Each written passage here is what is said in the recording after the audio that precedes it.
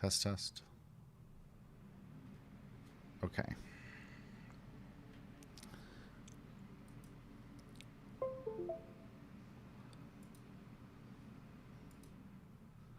All right. Sorry, guys. We had a little power outage yesterday morning, and it was just enough to flip off my, what they call phantom power for my microphones, I guess. Yeah, both my microphones use phantom power, so it wasn't working. All I had to do was hit a button. When I rebooted and it didn't work, I figured it out. So I didn't actually have to reboot. And nobody's on. Well, that was silly.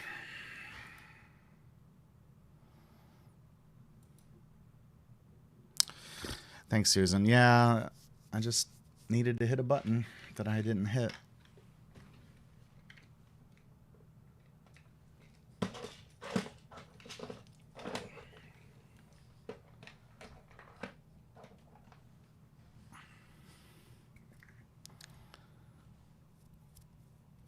Hopefully everybody will pop back on here.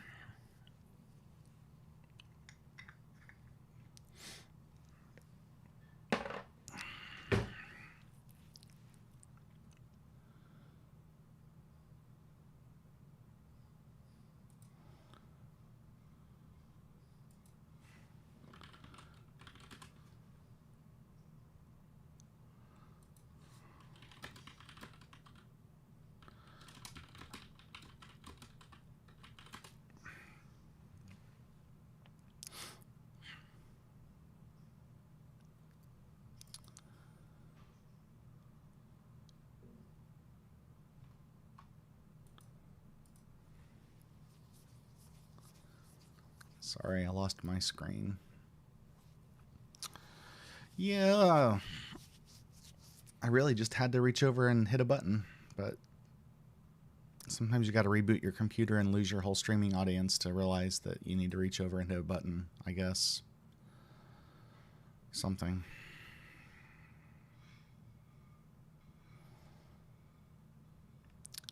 Something like that.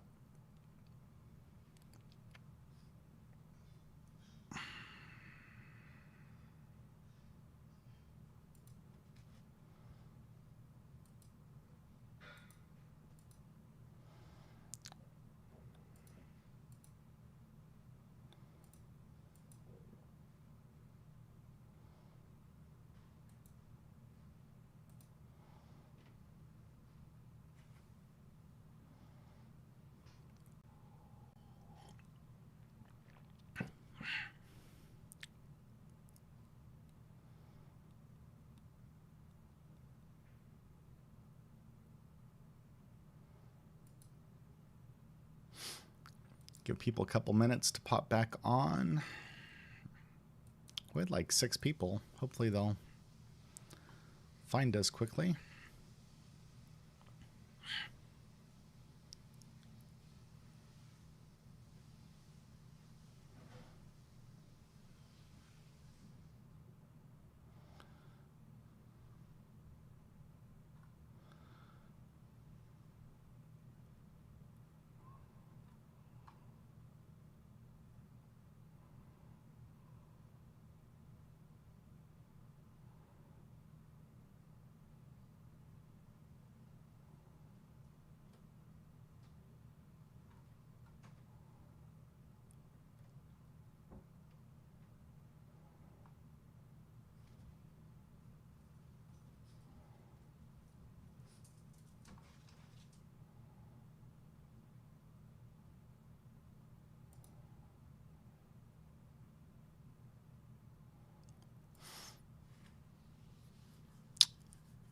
I was sick all week too, Susan.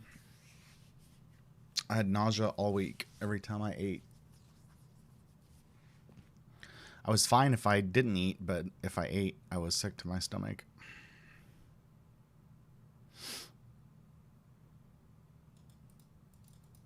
But I'm better now.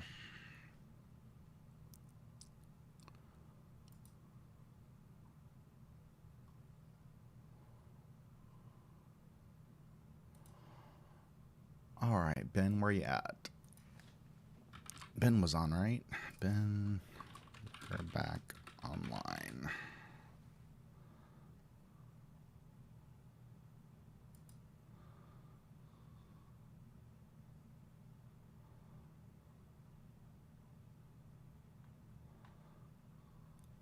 Got to keep hydrated.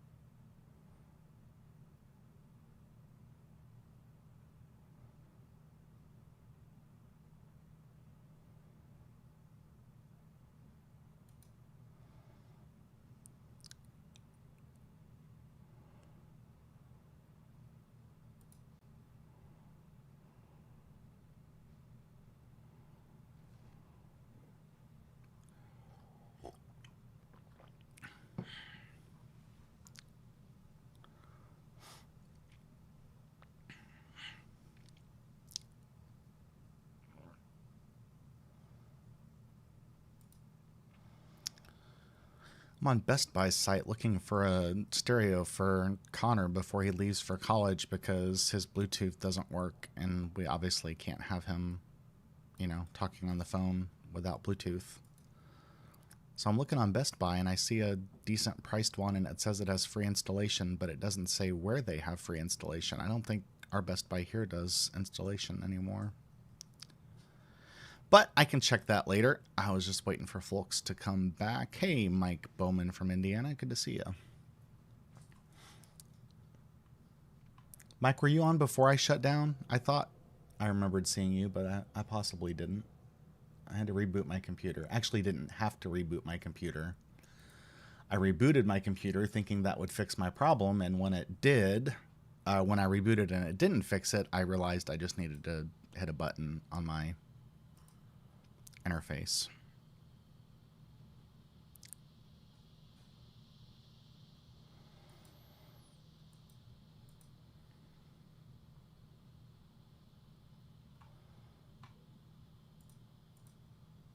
Okay, I was thinking about you. We had like 6 people on. I said I'd be right back. Hey, Jeff Arnold, watching from a McDonald's in Champaign. Sounds like you know how to live it up in Illinois. I could go for a quarter pounder with cheese.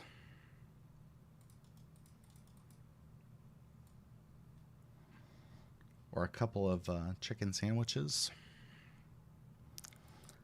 Back when those were $1, Connor could eat like 6 of them. Maybe they're still $1. And Connor can probably still eat 6 of them, but who knows?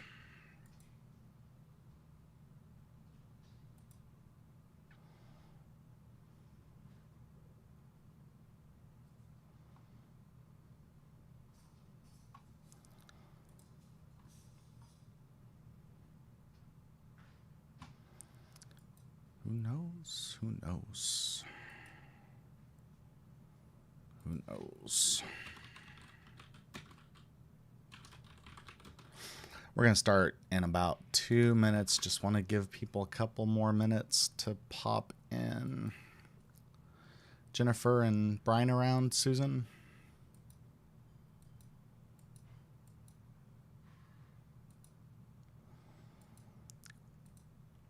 Not that you're your granddaughter's keeper.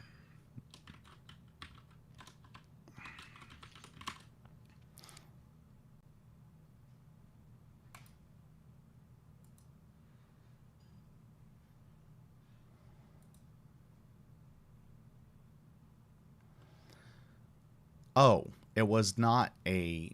I thought it was a typo. He's not at McDonald's. He's at Monocle's. Monocle's Pizza.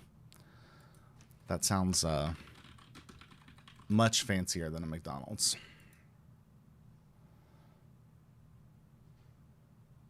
Looks like it's the pizza of the Midwest. But not... Is it Chicago style? Looks pretty fancy.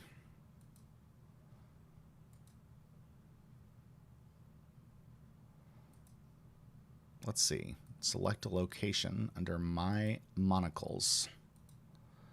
Find a nearby location. All right. Let's see if I can remember. Boy, they're all over Illinois. Where would you be?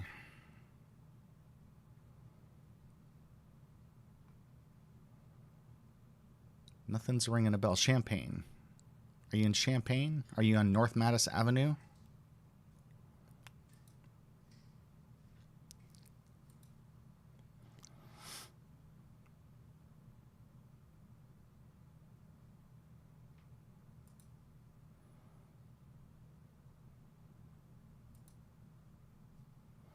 It wants way too much information for me to just see their menu. I give up.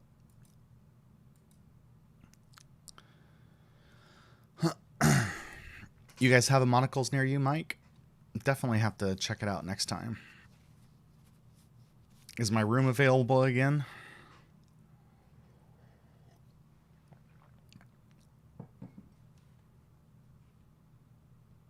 It's actually Monocle, Janice.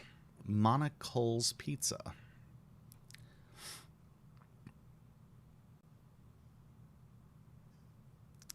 They have locations all over Indiana, Illinois, Wisconsin, I think it said.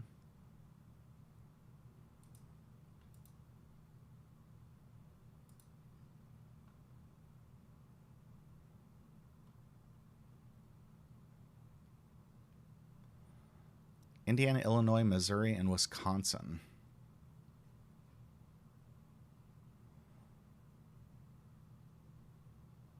Okay, I know more about Monocle's Pizza than I ever thought I would. Thin crust, that's the good stuff. We like to get the thin crust and get it burnt. Sue from St. Joe Mo is with us. Good to see you. All right, good deal, Mike. Keep that room open for me. Never know when I'm going to need it. All right, we are going to move on. This is the meat of the teaching about forgiveness. Last week was, I guess it was the salad. I don't know exactly what to call it. Last week was the foundation, and it was a lot of foundation. I think it helps all of this make a lot more sense, but it's okay. If you didn't see it, I recommend that you go back and watch it since it's online and you can, but you don't need it. We can move forward today together without having all that. I'll just make sure that we're on the same page. The message focuses that it's just two sentences that Peter says, a question that he asks. He says, Lord, if another member of the church sins against me, how often should I forgive? And we can, this lesson is really just, it's for anybody who wants to forgive. It doesn't have to be in the context of the church. What I said last week is that if Christ gave us this teaching to use in the church, then Christ would want us to use this kind of teaching in the world, in our families, in our workplaces. So if another member of the church sins against me, that's not important. The question is, how often should I forgive? As many as 7 times. That's the question. And then Jesus answers and says, not 7, I tell you, but 77, or you may have heard it 70 times 7. It's 2 different ways to translate the Greek there, so there's no way of knowing. Give me just a second.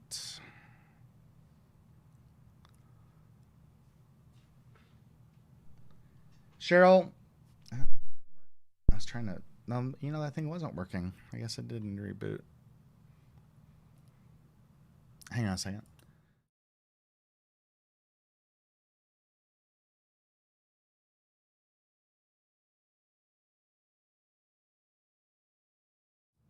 All right, sorry about that.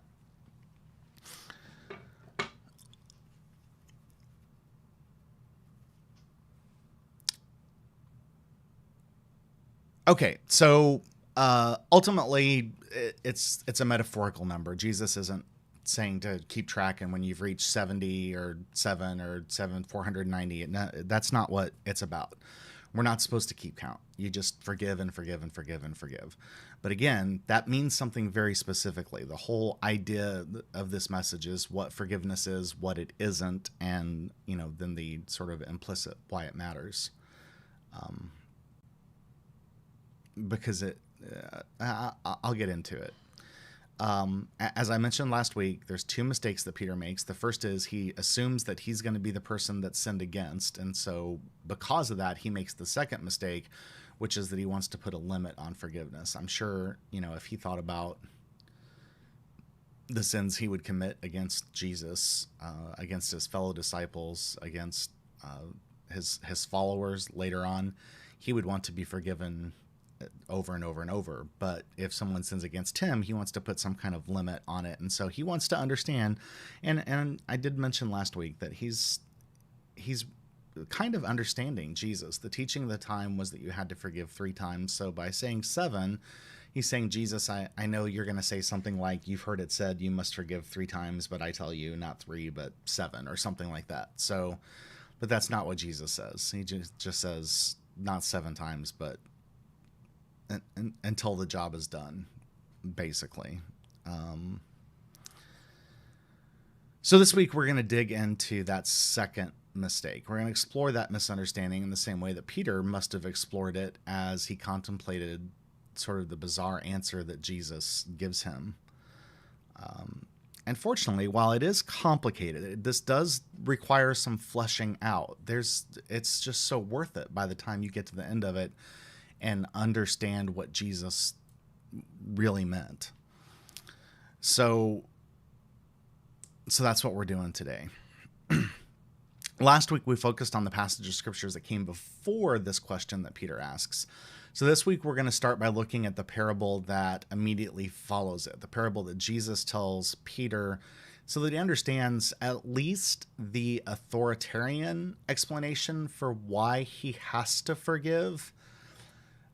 It doesn't necessarily get into how to forgive. It doesn't get into what Jesus means by not 7 times I tell you, but 70 times 7. We have to kind of figure that out on our own. But he gives at least the authoritarian answer on why we have to forgive.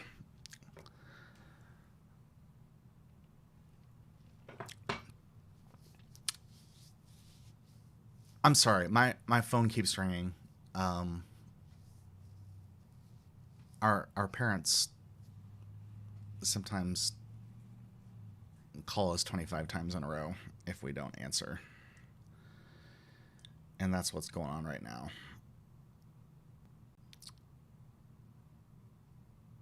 I guess that's payback for all the times that...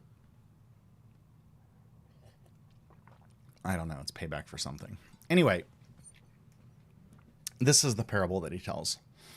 For this reason, the kingdom of heaven may be compared to a king who wished to settle accounts with his slaves. When he began the reckoning, one who owed him 10,000 talents, a talent is about a day's work, so he owes him 10,000 talents. I mean, Jesus was really big on metaphorical numbers and exaggeration. But if a talent is a day's wage, and this guy owed 10,000 talents, that's 27 years worth of salary. So let's say that he made $40,000 a year. That means that he owed $1.2 billion. No, sorry.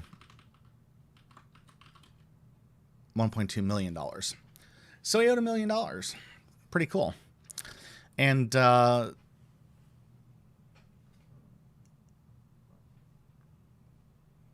slave who owed him $1 million was brought to him, and he couldn't pay. And so his lord ordered him to be sold together with his wife and children and all of his possessions, and the payment to be made. So the slave fell on his knees before him, saying, "Have patience with me, and I'll pay you everything." And out of pity for him, the lord of that slave released him. And not only did he have patience with him, but he forgave the debt. $1,000,000. He forgave that debt. But that same slave, as he went out, came upon one of his fellow slaves who owed him 100 denarii, which, it wasn't nothing, right? So that's a third of a year. So if we use the same amount, this guy owed him $12,000, or if we're doing the same rounding, $10,000. So owed him $10,000, and he grabbed him by the throat and said, "Pay me what you owe me." And his slave said the exact same words that he had said to the guy that he owed $1,000,000 to, and said, "Have patience with me and I'll pay you." But he refused, and he went and threw him into prison until he could pay the debt. When his fellow slaves saw what had happened, they were greatly distressed, and they went and they told on him. They reported to their lord all that had taken place. Then the Lord summoned him and said to him, "You wicked slave, I forgave you all that debt because you pleaded with me. Should you not have had mercy on your fellow slave as I had mercy on you?" And in anger, the Lord handed him over to be tortured until he would pay his entire debt. So my heavenly Father will also do to every one of you if you do not forgive your brother or your sister from your heart. And so this is the authoritarian reason. And to make it very short and plain, it's just that our sins against God total up so much more than anybody could sin against us here, even though it doesn't always seem like that's really possible. And if you start comparing sins, it's not, right? I mean, if somebody comes up and punches me in the face, that's worse, really, than me. I can break one of the Big Ten. I can ignore the Sabbath.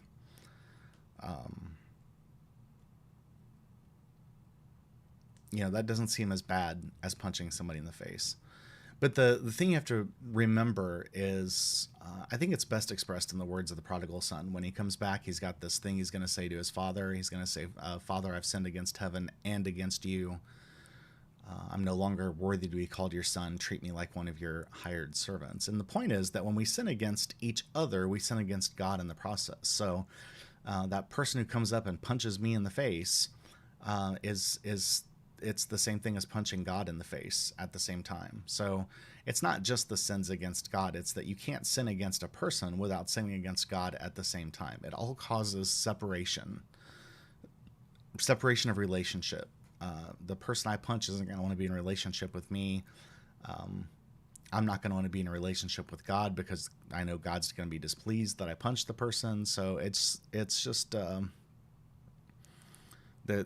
there's no way you can trespass against someone on earth without trespassing against God. And then also, Jesus teaches all the time that we are to forgive. It was part of his prayer, right? Forgive us our trespasses as we forgive those who trespass against us. And other places, he says, "My Father in heaven won't forgive you if you don't forgive people of their sins." So the authoritarian reason is that the only way that you're going to get into heaven is if you can forgive people of the things that they did to you. But I'm not big on authoritarianism. I'm not big on authoritarian answers. I'm not big on because I said so. I didn't even really do that to my kids. Matthew's the oldest, and I told him from the start, and I told every child from that point on, which sometimes I really regretted. I said, "I'm not always right. I'm usually right, but I'm not always right. And if you can convince me that I'm wrong, then I'll change it. But you're going to have a good argument." So I never pulled out the "I said you so." But I was very good explaining to my kids why they were wrong, or at least I think I was. Sometimes I wanted to just say "because I said so," but that's not a very compelling answer. So I don't think that today teaching people that you have to forgive because if you don't, God's not going to forgive you. I don't think that tracks with people. I don't,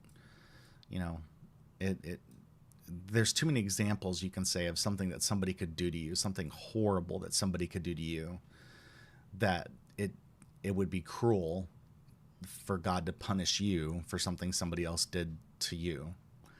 So I want to take a different track towards this, why we forgive. Not the authoritarian reason, but the reason that I think Jesus alludes to in this, not 7 times, but 7 times 70. So here's an example. I'm going to have a couple of examples today. This one's at least a little humorous. Once upon a time in their marriage, Saul did something really stupid, and Ethel, his wife, chewed him out for it. He apologized. They made up. However, from time to time, Ethel would mention this thing that he had done, and one day he finally said, "Honey, why do you keep bringing that up? I thought your policy was to forgive and forget." And Ethel said, "It is. I just don't want you to forget that I've forgiven and forgotten." And I bring that up because of this concept we have of forgive and forget. It's a phrase that we know very well. A lot of people say it's in the Bible. I have a affinity for these phrases that people say are in the Bible, but they're not. God helps those who helps themselves. Everything happens for a reason. God won't give you more than you can handle. There's all these things that sound like they're in the Bible, but they're actually not. This one actually comes from Miguel de Cervantes, who wrote Don Quixote. Within the pages of that novel, we find the phrase, "Let us forget and forgive injuries," and that's probably the first place in literature that it shows up. It's not in the Bible. And so not only is the idea of forgetting in this context, hey Wes, how you doing, buddy? Not only is the idea of forgetting in this context not a biblical command, okay, we're not commanded to forget, but it's not really possible. We don't have brains that allow us to forget everything. For me, it's only the important things, but even if it were, even if we could really honestly truly forget that somebody has hurt us, I don't think it would be healthy to do so. Now, in Ethel and Saul's story, I think we can safely make the argument that not only has Ethel not forgotten, but she hasn't actually forgiven. If she had forgiven, she wouldn't keep bringing it up. And this will make a lot more sense as we get into what forgiveness actually is. But as for what it's not, we've established that it's not about keeping score. We're not supposed to count how many times we've forgiven. And so we shouldn't hold that forgiveness or lack thereof over someone's head and remind them of it. So two things that forgiveness is not, which it is too often used as, is a weapon to wield or a balance sheet to be reconciled. That's not what forgiveness is. And so I want to be absolutely clear about something, especially since this is going up on the internet where it will presumably live for the rest of eternity. Or at least until the next extinction level event. Forgiveness is not something that binds us to an abusive relationship.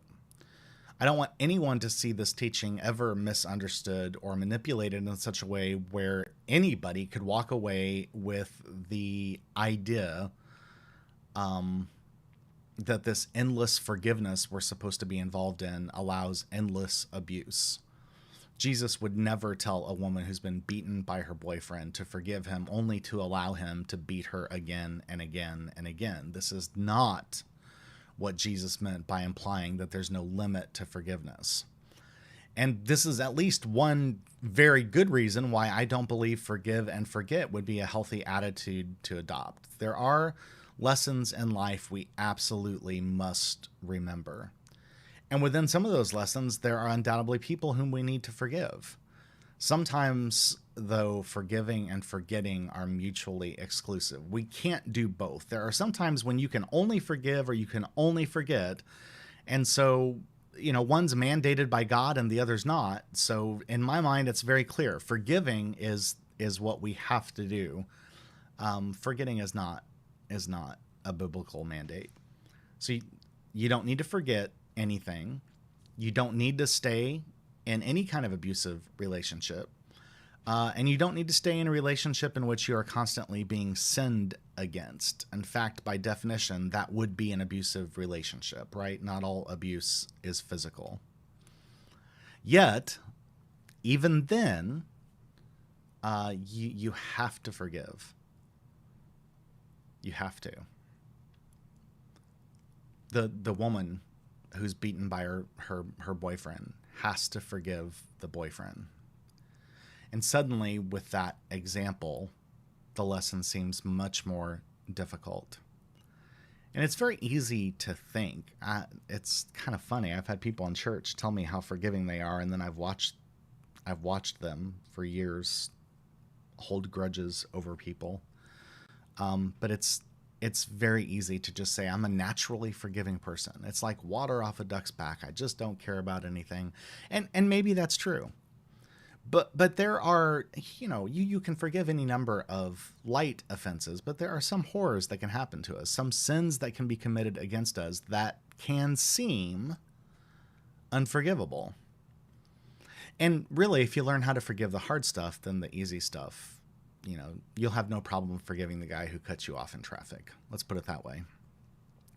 Most of you probably recognize the name Corrie ten Boom. I wasn't quite born when she wrote The Hiding Place in 1971, but I'd read it before I became a teenager in the mid-'80s. Corrie was a Dutch Christian watchmaker, later turned writer, who worked with her father, sister, and other family members to help many Jews escape the Nazis from the Holocaust by hiding them in her home in the 1940s. They were caught. She was arrested and sent to a concentration camp.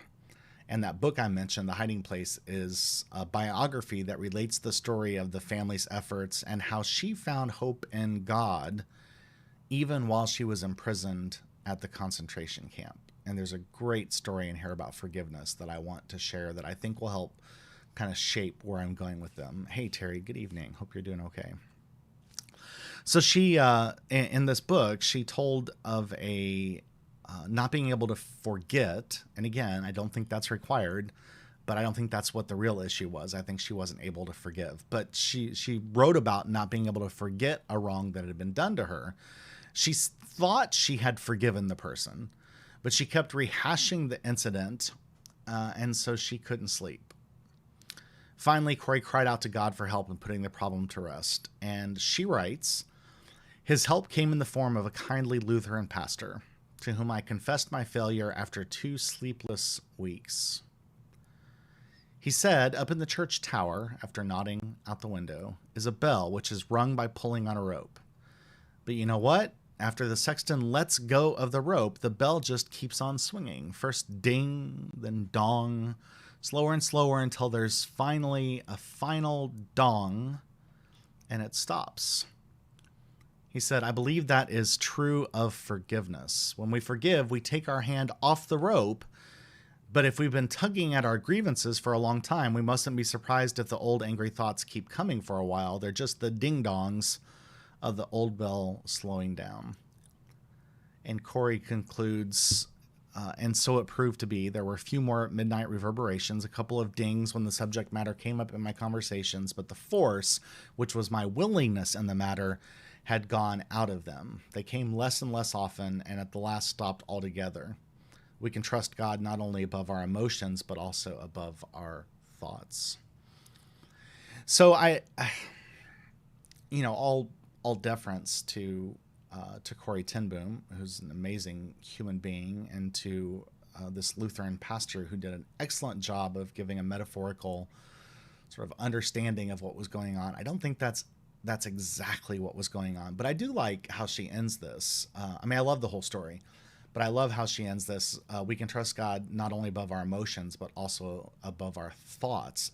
That reminds us something that I taught you last week, that forgiveness begins in the brain. It's a choice. We choose to forgive, and choices begin in the brain. They don't begin in the heart.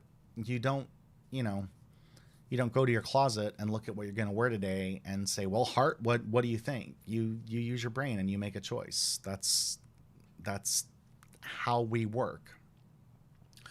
So I do love the imagery of this metaphorical bell that the Lutheran pastor describes, and I think it's instructive, but I don't think it's quite accurate. I don't think it's so much that the bell continues to ring from metaphorical inertia, as the pastor says, as it is that each additional ding and dong is another attempt at forgiveness. And each attempt counts up towards Jesus 77 or 70 times 7, which we know is also metaphorical, so there's no actual limit, but that's what Jesus meant when he said not 7 times, but again and again and again. You do it basically until it works. Ding dong, again and again, until the bell finally stops ringing. And in the silence, you find that you've finally forgiven. The problem with the bell example is that it's determinate, right? And that idea, once you let go of the rope, eventually that bell is going to stop. Inertia is going to slow down and that bell is going to stop. But in truth, many times, even as we wait for that cacophony to cease, we subconsciously or consciously reach up and grab that rope and give it another tug ourselves. And that's what I want to differentiate as I teach you what I think Jesus really means by forgiveness. So we're getting really close to the actual meat of this message. But I want to remind you of something else I said last week, or if you didn't hear it, you'll hear it today. One of the barriers to forgiveness is that we tend to judge everyone else by their actions, but expect everyone else to judge us by our intentions. My favorite theologian of all time, I guess second behind Jesus, C.S. Lewis writes of this in one of his sermons found in the collection The Weight of Glory. And he says, "You must make every effort to kill every taste of resentment in your own heart, every wish to humiliate or hurt or pay him out. The difference between this situation and the one in such you are asking God's forgiveness is this. In our own case, we accept excuses too easily, and other people's, we do not accept them easily enough." So it's that same idea. When we're asking God for forgiveness, we've got all these excuses in our mind that we think are really good. Or even if we ask somebody else for forgiveness, we've got these excuses. And we say, well, these aren't excuses, they're reasons. There's a difference.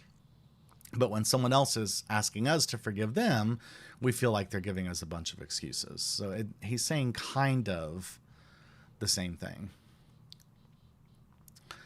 And so,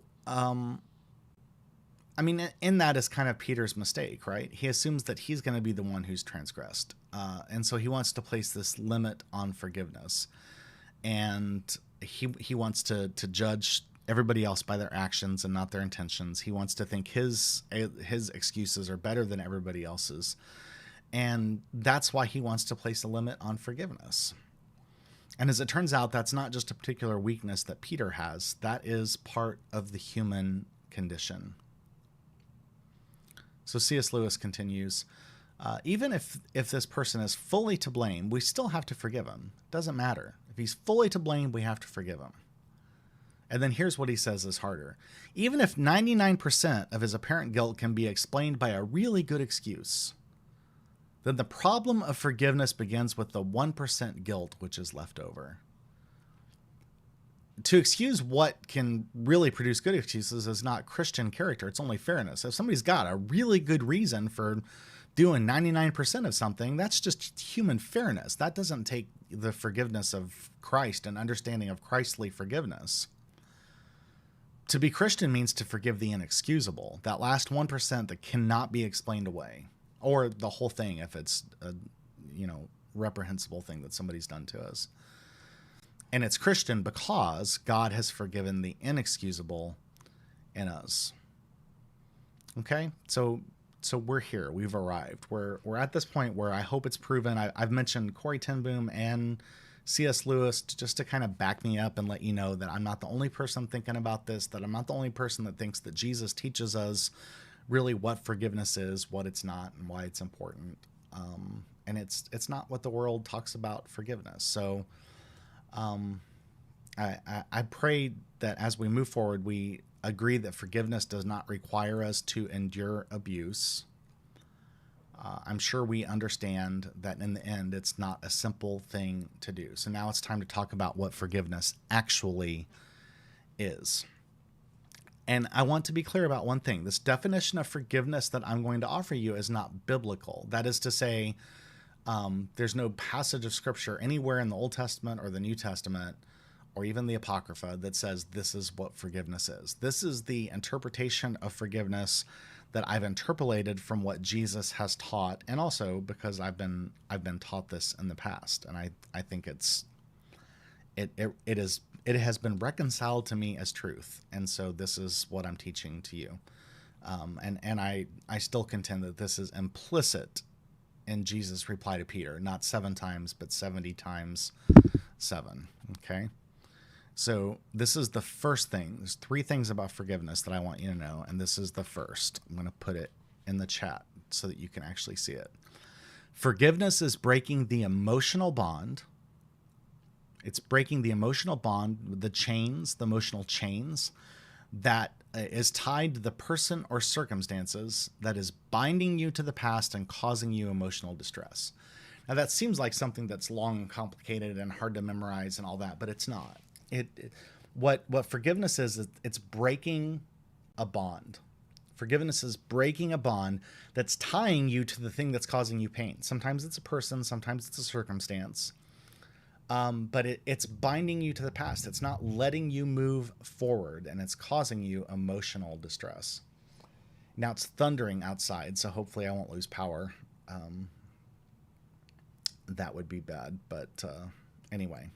So that's what forgiveness is. That's the teaching that I'm giving you today. That forgiveness is the breaking of the emotional bond that's tied to a person or circumstances that's binding you to the past and causing you emotional distress. That's detailed. That's not someone saying, I'm sorry, and you saying that's okay. In fact, before I go any further, let's talk about it's okay. It's okay is rarely, if ever, an appropriate response to a genuine I'm sorry. At least it's not appropriate if there's an actual transgression for which someone has apologized. If someone bumps into you at the grocery store and says, oh, I'm sorry, and you say, oh, it's okay, that's different. It is okay. There was no transgression. There was no sin. But if that person comes up and knocks you to the ground on purpose and then feels horrible about it and reaches out a hand to help you and to pick you up and says, I'm sorry, then how could it's okay be an acceptable response? It's not okay. It was never okay. It's never going to be okay. Let me give you an example that you just have to kind of empathize here if this has never happened to you, or if you're a guy, you can switch the genders or whatever the case may be, but just try to empathize with this situation. Your husband comes home from work. You were off that day, but you didn't feel well and you didn't make anything for dinner, even though you had intended to. So your husband comes home and he sees a pile of dishes in the sink and nothing in the oven, and he says, just perfect. And he slams down his keys and continues his rant. He says, you sat at home and did nothing while I worked all day. And all I've been thinking about was the ribeye that you said you were going to broil tonight, and instead you just sat around watching television. Thanks a lot for letting me down. Immediately he realizes what he said and done. He walks over to you, wipes a tear from your eye, and says, honey, that was so wrong of me. I got yelled at by my boss today. I had a horrible drive home. I just took it all out on you. I'm so sorry. Well, that's not okay. It wasn't okay, and it's never going to be okay, and you should not respond, oh, that's okay. It's not okay. So the question is, how do you graciously acknowledge a genuine apology? This is, I think, very important in relationships, close relationships, spousal relationships, parental relationships, sibling relationships, close friend relationships. This is important. This is practical. This is something for you to take away and use, I hope. And I think the best response to somebody saying, I'm sorry, if they really mean it, is to say, I forgive you, if you really mean it. We're so used to hearing people say, oh, it's okay, that instead, if we say, I forgive you, it implicitly communicates that was not okay. What you did was wrong. But yeah, I forgive you. It says more because it means more. So again, okay, forgiveness is the breaking of the emotional bond that's tied to the person or circumstances that's binding you to the past and causing you emotional distress. Okay, the second thing that you need to know about forgiveness is that it's a choice, okay? And choices begin in your brain, not your heart. This is unintuitive. It really is, because forgiveness feels like something that you'd have to feel in your heart, but that's not where it starts. You choose to forgive. Just like you might choose to start exercising every morning and eliminate processed carbohydrates from your diet. No thin crust, Jeff. You got to do the cauliflower crust. If you've made that choice, right? You choose that. You don't exercise and eat right because your heart tells you to. Your heart tells you to sleep in and eat cheesecake, or at least mine does. But you make a choice with your brain. And so in this case, you make that choice. You go for a walk, you change the way you eat, and then you make that same choice the next day, because the next day, your heart tells you that you want to sleep in and eat cheesecake. But you keep making the choice over and over and over again, and eventually it becomes a habit. And for most people, it becomes something that you enjoy doing. And finally, your heart tells you to go for a walk because you love that walk. Your heart tells you to eat a salad because you actually enjoy the taste of salad. It begins in the brain, like all choices, and it ends up in the heart. Okay? So that's the second thing about forgiveness that I want you to take away from this, is that forgiveness is a choice. It begins in your brain, not in your heart. And the last thing that I want to teach you about forgiveness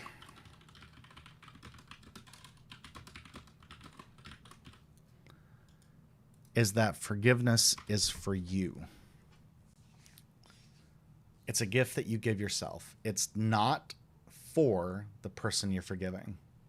And the good news there is that means forgiveness is a one-person action. Only you are required to do anything. Nobody has to ask to be forgiven. Nobody has to accept your forgiveness. Nobody even has to be alive for you to forgive them. And that's really good, because we have a lot of ghosts that we need to forgive so that we can move on. So let me give you one more example about how this could play out. I just made up this name. This is not about anybody real.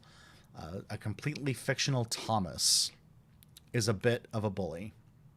He makes you dread going into work sometimes, almost all the time. He makes fun of you in front of your coworkers. You know he's tried to set you up for failure, and he may or may not have succeeded in his efforts once or twice. Right before you have a meeting with your boss to discuss a promotion, Thomas spills an entire cup of coffee all over you, and he says, "Oh, I'm so sorry about that. Maybe you better go home and change. I can tell the boss you're on a break." But you don't do that. You go into your meeting, and you don't get the promotion. However, finally, a couple days later, some good news comes. You're told that Thomas has been transferred to an office an hour away, and he will never work with you again. So weeks go by. And still every day when you walk by the coffee pot, you remember Thomas spilling that cup of coffee all over you. And you're sure, if it weren't for Thomas, that you'd have gotten that promotion. You might stop and think about it and know that decision was made before you even walked into your boss's office. But you also know that there were other ways that Thomas sabotaged your career. You remember all the times that he made fun of you. In fact, you can't forget them. Thomas is gone, but you still dread going into work. And why is that? It's because you have an emotional bond that's tied to Thomas. You are emotionally bound to Thomas. Thomas may have forgotten that you exist, but you are emotionally bound to Thomas, and that is binding you to the past and causing you emotional distress. So what do you need to do? You need to forgive. But in your heart, you hate Thomas. Okay, maybe you're above that. You don't hate Thomas, but you seriously dislike the man. And you can't forgive him for what he's done to you, for what he's cost you. And yet eventually you realize that you have to, because you actually like your job. You like everyone else. Everyone likes you. You want to enjoy your life. You want to enjoy work. And you realize that you have to, maybe you recognize is a better word, that you have to break that emotional bond to Thomas that's binding you to the past, that's causing you present pain. So you decide, you make a choice that you are going to forgive Thomas. Mind you, Thomas didn't ask to be forgiven, and you don't need to tell him. Truth be told, Thomas probably thinks he's never done a single thing wrong to you, if he even thinks about you. But that doesn't matter, because you're not doing this for Thomas. You're doing it for yourself, because forgiveness is a gift you give to yourself. So you make that choice. You forgive Thomas. It feels a little bit better. You go get a cup of coffee, and for the first time in a long time, it actually tastes good. Well, that's once.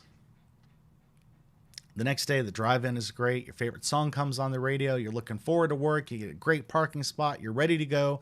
You sit down in your cubicle and you look around and you think, man, that promotion came with that office. That would have been nice. And then you think about Thomas. And it all flashes in your mind, and your jaw clenches and your body feels tight. And you realize that you are still bound to Thomas, and that is still binding you to the past, and it's still causing you emotional pain in the present. But you remember that you made a choice to forgive Thomas, and so you take a deep breath, you unclench your jaw, you lower your shoulders, and again, you make that choice again. You say, okay, I forgive Thomas. That's twice. Day by day, sometimes hour by hour, you repeat this again and again. And one day, a friend says, did you hear about Thomas? And you say, no, what happened? Your friend says, oh, he's getting married. And you say, oh, wow, good for him. And you actually mean it. And you realize in that moment that you are no longer emotionally bound to Thomas. You have actually forgiven him. You didn't realize it when it happened, but one of those times that you made the choice to forgive Thomas, it stuck. The bell stopped ringing. How many times did it take? It was more than 7, that's for sure. Was it more than 77? Was it 490? It doesn't matter. The point is you did it again and again and again until you didn't have to do it anymore. You did it until it worked. You haven't forgotten Thomas, right? When people talk about Thomas, you know who they're talking about. You might even think about him every now and then.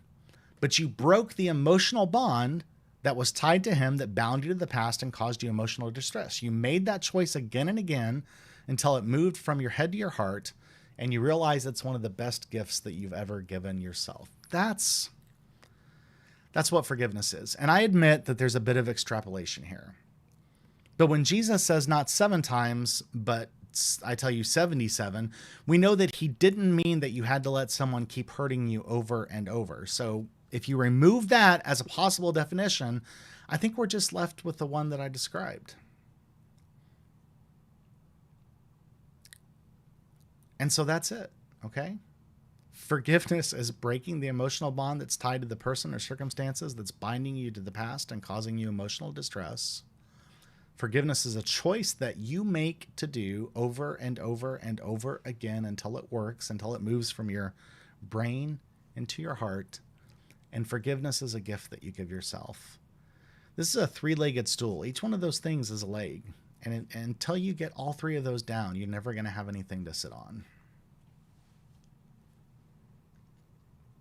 And how many times do you have to forgive? Until it works. Much to Peter's dismay, I'm sure, there's no magic number. You just do it until it works. And that's what forgiveness is. And we've talked about what forgiveness isn't. And I hope at this point that you understand why it matters. Amen.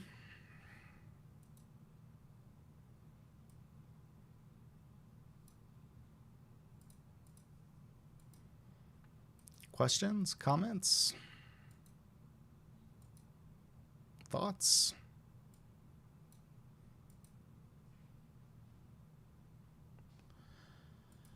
So I'll send out an announcement about that. Hey, Barbara, great to see you today.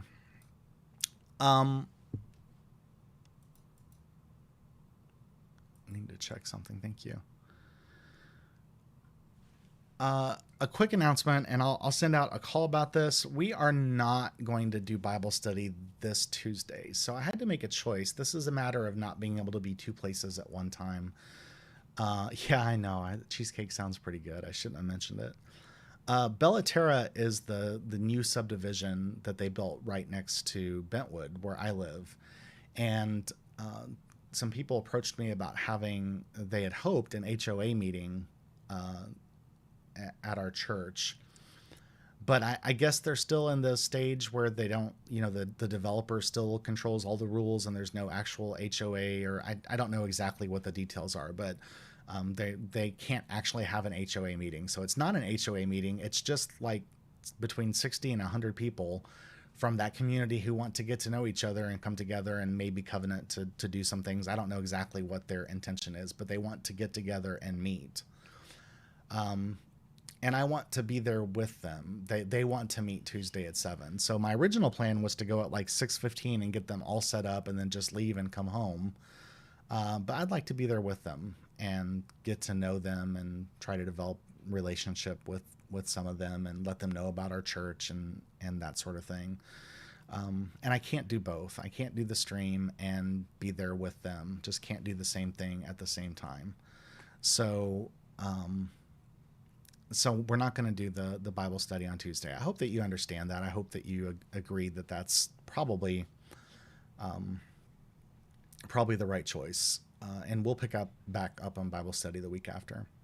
So anyway, we are past time. Sorry about the restart today. Sometimes the equipment just doesn't do what it's supposed to do, but I'm glad that it worked. I hope that you had a good time. I hope this lesson means something to you. It's probably not the first time you've heard me preach about forgiveness. Like I said, I preach about forgiveness every year because I think it's one of the most important things I can teach in the church, because it affects not only your relationship with God, but your relationship with everyone. So thanks for being here. Stay healthy. Be well. Call if you need something. Misty's off work next week recovering from eye surgery, and I will be at home working at home. So if you need something, call me. Yeah, Wes, glad you could be with us tonight. And I love talking about forgiveness. It's a cool theological concept when you kind of extrapolate what the scriptures teach you. So I'm glad you remembered it. All right, everybody, that's it for today. God bless, Godspeed, and as always, thanks for watching.